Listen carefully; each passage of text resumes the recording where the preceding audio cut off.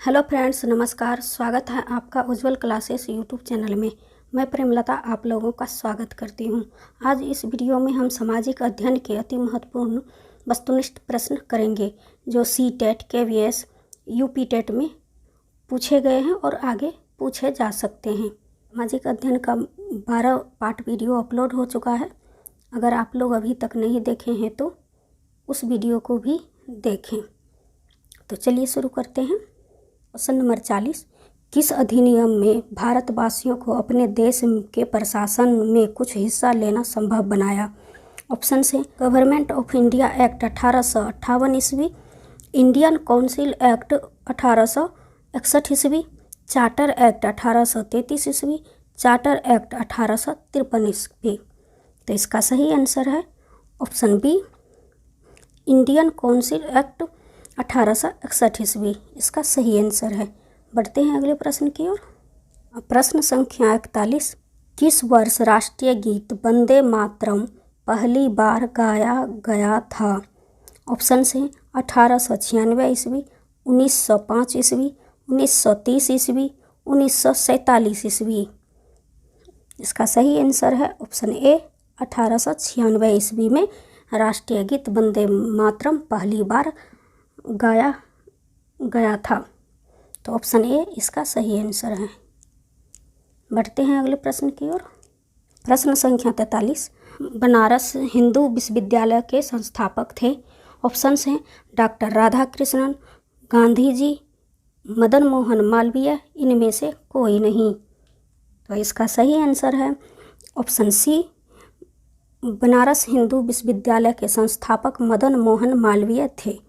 तो इसका सही आंसर है ऑप्शन सी।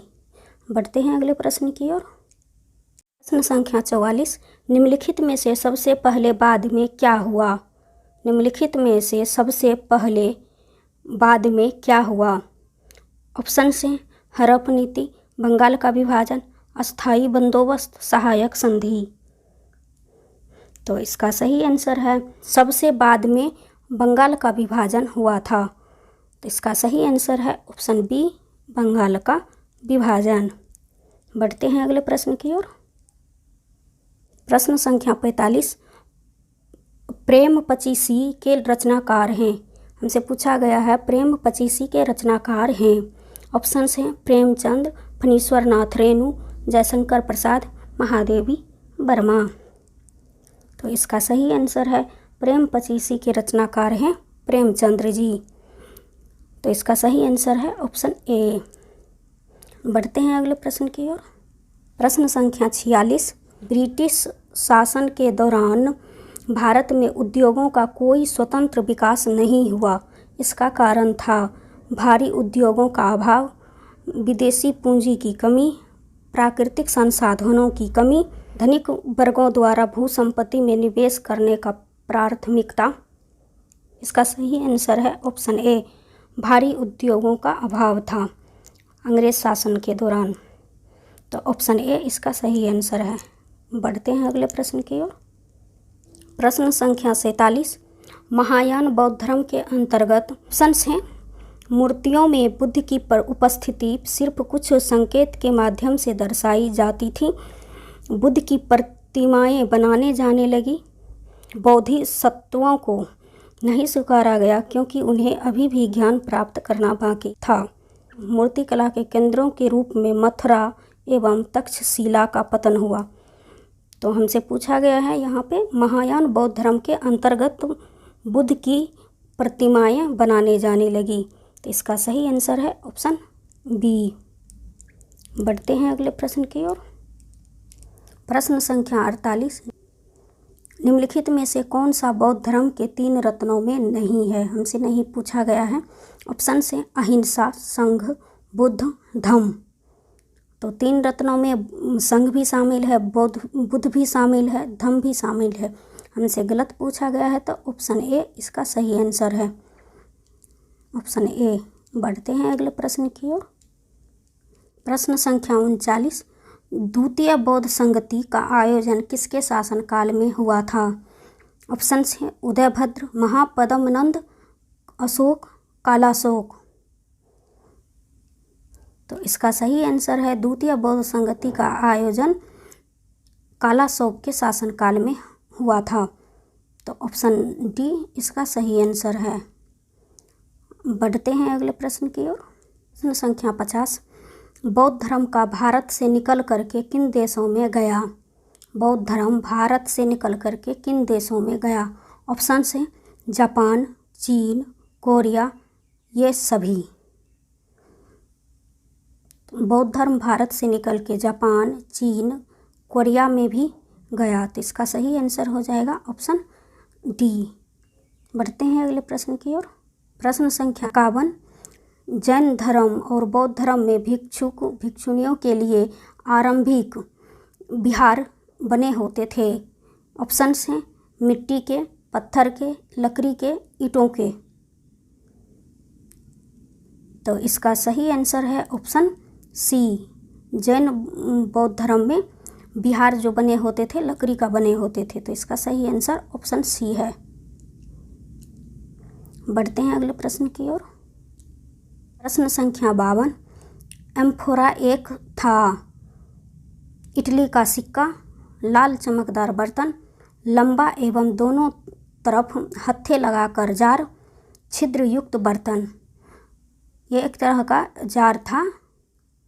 एम्फोरा लंबा एवं दोनों तरफ हत्थे लगा कर जार था। तो इसका सही आंसर है ऑप्शन सी। बढ़ते हैं अगले प्रश्न की ओर। प्रश्न संख्या 53। मधु माधव नामक नाटक की रचना किसने की थी? मधु माधव नामक नाटक की रचना किसने की थी?